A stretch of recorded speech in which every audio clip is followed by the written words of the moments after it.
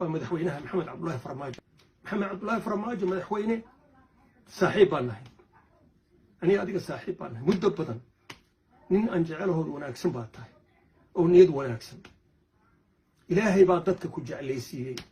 أدول لح بلود جوجا أيا سدلمي الله جاي قاضي.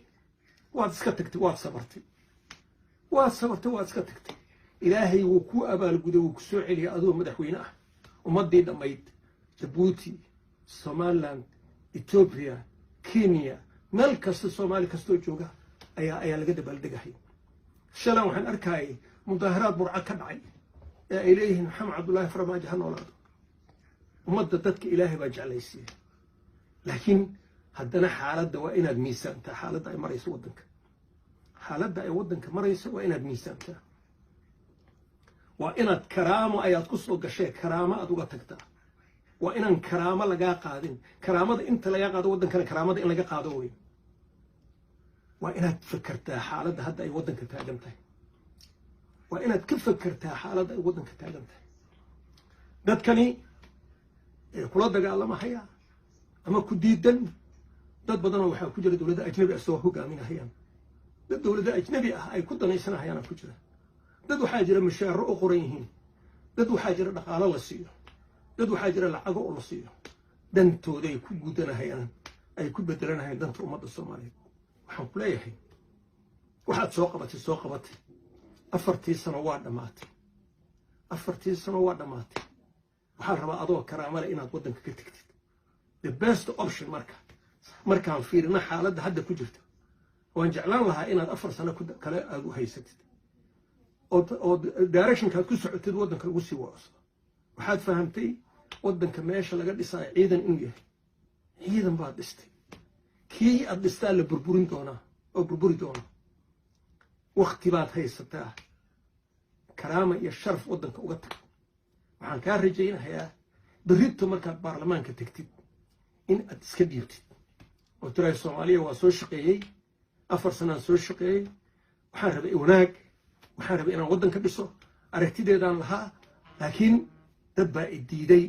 danaha ilaahaba halahaadaan wadankii saasaan uga tagay ama waa mid option ama optionka kale inaad tiraahid anigu waan tartamay prime minister ka hawada shaqada doorashooyinka ha diyaariyo prime ministerku anagu waan tartamay oo muwaadin Soomaaliya oo tartamahayaan qofku diidi kara ma laha laakiin haddii ciidan la isku dayo in la isu adeegsado ee magaalada ciidankii aad dhistay in lagu burburiyo la isku dayo arrintaasi sharaf xumay noqonaysaa ha ka tegin burbur ha ka tegin waxaa tiri anigu wax ma burburiyaa tiri waxbaan dhisaa waa runtaa dhismada waxaa ka mid markii la iskhilaafo ninka go'aanka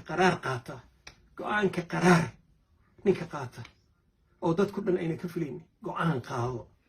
go'aan raganimo leh qaado wallaahi baan la dhahaynin waa la dhifiidgariya ama waa laga adkaaday inaan la dhahaynin laakiin qof kasta ajnabi ha ahaado